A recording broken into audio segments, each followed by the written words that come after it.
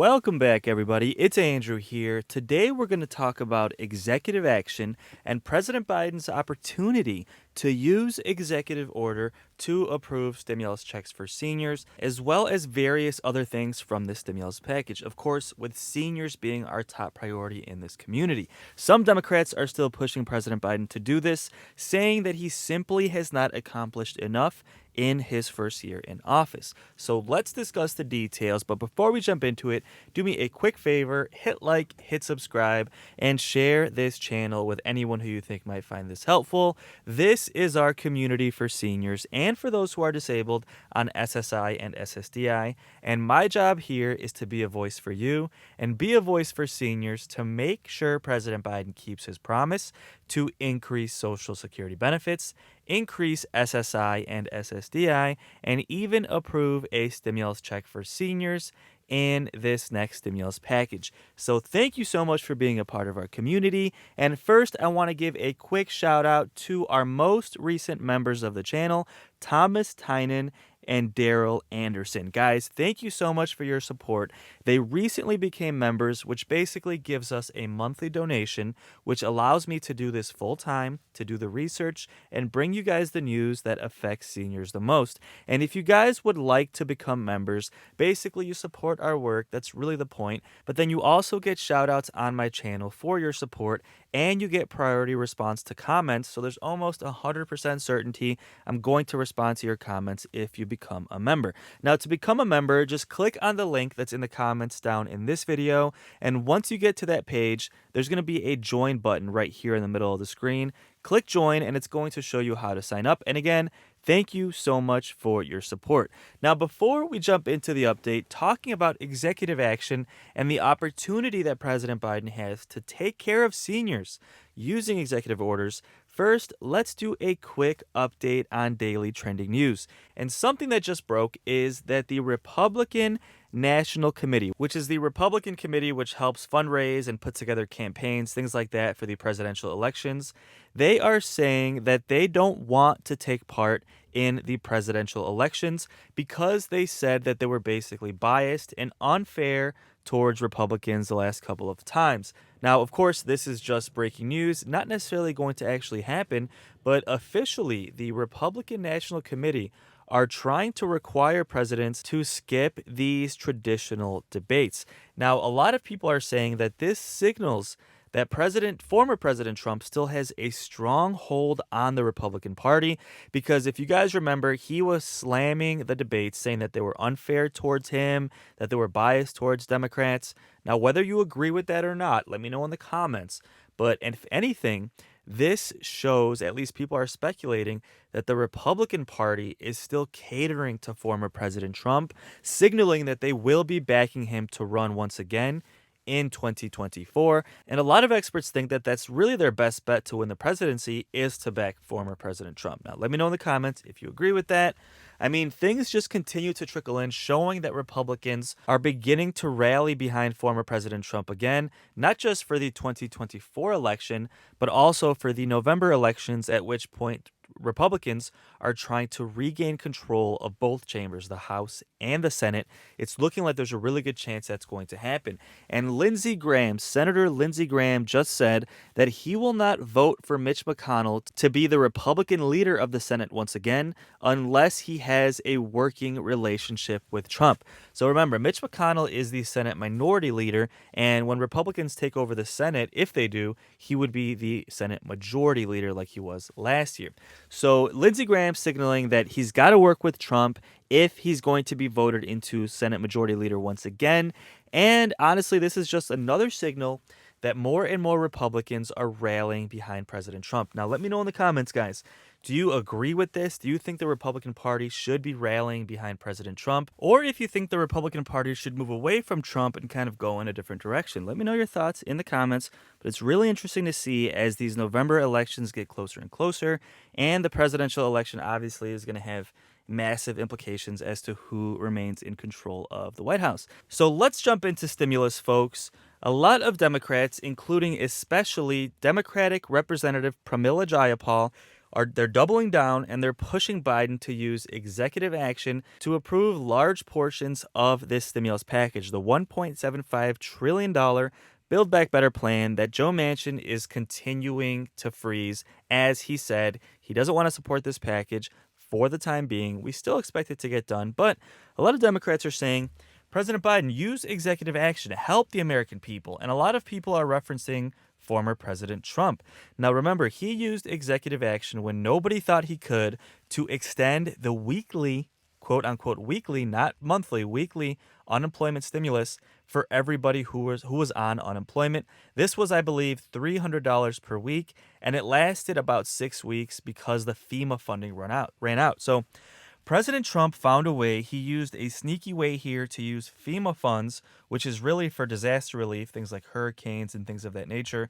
He funneled that money to the unemployment departments, and then they dispersed that at the state level. Now, of course, guys, for everyone who hates Trump, I'm going to get slammed in the comments because every time I say something about one person, people think I'm supporting that person, and I'm not. I'm not saying I'm for or against him, but all I'm saying is one thing he did really well is he did a good job of getting that stimulus approved any way that he could. And people are saying that President Biden should be doing the same thing. He should be working a lot harder, a lot more aggressively to get stimulus for the American people. And I wholeheartedly agree with that. So see, we saw the precedents. We saw President Trump do something a little more creative to get stimulus to the American people. So technically, President Biden could declare a state of emergency, which unlocks more executive privileges, and then use funding like President Trump did from FEMA. He could use the FEMA funding to approve a stimulus check for seniors. He could do that. That could be done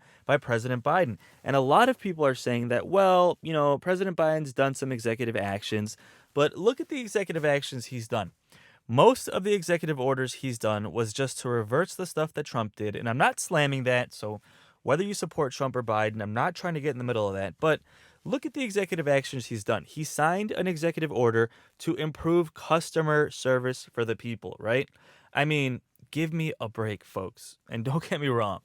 The Social Security Administration needs improvements in customer service, right? Because if you've called Social Security, you've probably waited on hold for 2 hours, or if you've gone to a field office, to the administration's office, you've probably sat in line for 2 hours. That needs to be fixed, right? And this executive order was to fix those interactions that you have with Social Security. But that is a weak executive action. I mean, when seniors were promised $200 per month until the pandemic is over, when seniors have been promised a specific stimulus check for seniors to help them throughout this pandemic, to help them with inflation, I mean, to do an executive action for customer service is it's almost laughable at this point, right? And let me know in the comments if you agree.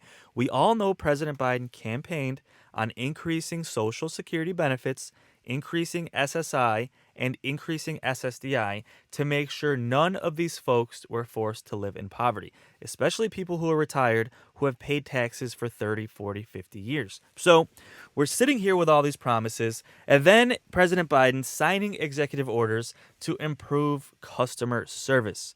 Sorry, guys, but we need President Biden to step his game up. And I'm not trying to slam Biden too much. I'm not saying I don't like Democrats. I'm not saying I don't like Biden. I'm not trying to do that. So if you vote Democrat, if you love Biden, forgive me. I'm not trying to create that kind of friction here. But it's simply unacceptable, and we have to hold President Biden accountable, guys. And let me know in the comments if you agree. So quite frankly, I agree with Democrats like Pramila Jayapal pushing President Biden to use executive action. There is so much he could do through executive order. He could approve more affordable housing. He could approve stimulus checks for seniors, more Section 8 vouchers to help seniors pay for affordable housing. He could potentially expand Medicare, some certain things he might be able to do through executive order, like including hearing, vision, and dental care. That's up for debate, but there are a lot of things he could do, and he could try to do that he simply has not done. And I'll be honest with you guys, as an advocate for seniors, as someone in this community, I built this community, but you built this community. You helped build this community by subscribing, by watching my videos, by sharing my videos. Each and every one of you are this community. And I know that people, you are out there struggling. I read the comments. I see people who say they only can eat once a day because their benefit is simply not enough. Things like this, like their heating bill is through the roof because costs are going up and winter is hitting now. It's like, and then we have President Biden who promised all of these things. And it wasn't just Biden, it was Bernie Sanders, Elizabeth Warren. Almost every single Democratic nominee promised seniors the world. So, right now, with Democrats focusing on children, that's fine. But it's been about a year since President Biden got into office, and you can't just completely ignore seniors. After you made such big promises, you have to at least address these issues. You have to talk about them. We need Bernie Sanders in the news fighting for seniors. We need President Biden saying, hey, let's get this stimulus check for seniors done. Let's increase Social Security benefits. We need this to be talked about more in the news. And that's our job here, folks, to be a voice for you and be a voice for seniors. So as we continue pushing our message, we continue being a voice for seniors, we won't stop until we get this done, folks. And I just want to highlight the fact that executive action would be a really easy way for President Biden to get this done. Of course, there are political reasons why he doesn't want to do this. A lot of people would get mad about this, and President Biden is worried he might not win re-election in 2024. But quite honestly, things are looking bad for President Biden anyway in the polls. And if you take care of seniors, I have a really good feeling that your polls would go up because seniors vote the most out of any category in this country. So that's really where things stand today, folks. We're hoping President Biden will listen to his fellow Democrats and use executive action to approve stimulus checks for seniors and approve stimulus checks for SSI and SSDI. So guys, don't forget to subscribe. I will keep you posted as things develop. There are a lot of things happening. Chuck Schumer is trying to change the filibuster rules. Some Democrats are pushing Biden to use executive action. Bernie Sanders keeps fighting for that stimulus check for seniors. And of course, the White House still is trying to get a deal done with Joe Manchin to get the overall stimulus package done as well. And of course, we're still waiting for President Biden to permanently increase Social Security, SSI, and SSDI as well. So don't forget to subscribe. I will keep you posted as things develop. Now, to end this video, I'm going to share a clip discussing the fact that Republicans seem to be rallying behind former President Trump and are kind of forming this strong base to get ready and have him run for re-election in 2024. We talked about the fact that the RNC doesn't want to do debates. Now we have Lindsey Graham saying that he won't vote for Mitch McConnell to be the Republican leader of the Senate unless President Trump has a good working relationship with Mitch McConnell. And this signals a potential shifting of power because Mitch McConnell has been the Republican leader for such a long time. Now we have people rallying behind former President Trump. So this clip is going to discuss that dynamic and what Lindsey Graham just said regarding the fact that he's basically taking sides with Trump in this feud between Trump and Mitch McConnell. So if you'd like to stick around, let's take a look, see what they had to say. Let me know your thoughts in the comments, and I'll see you on the next video. Let's talk about Senator Lindsey Graham, your former colleague from the state of South Carolina. Listen, Donald Trump has picked a fight with Mitch McConnell. He really doesn't want Mitch McConnell to be the Republican leader anymore. And last night, it seemed that Lindsey Graham, he picked sides in this. Listen. If you want to be a Republican leader in the House or the Senate, you have to have a working relationship with President Donald Trump. I like Senator McConnell. He worked well with President Trump to get a bunch of judges, including three Supreme Court justices on the bench. They got the tax cuts passed working together. But here's the question. Can Senator McConnell effectively work with the leader of the Republican Party, Donald Trump? I'm not going to vote for anybody that can't have a working relationship with President Trump. He's picking sides there, Senator. Is he saying he's not going to vote for Mitch for a leader? That's what it sounds like. That's kind of ridiculous.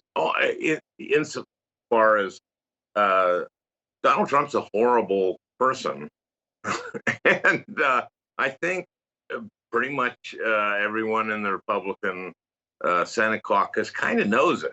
And he's been selling this huge lie. Mike Rounds of South Dakota finally said, come on, everybody, we got to stop saying this. Chris Christie has said that. a number of people said it. So I think this is too cynical on Lindsey's part. Lindsey knows. Lindsey knows the election was stolen, and I don't, you know, I don't know why he's doing that, other than he maybe thinks it's good for Lindsey.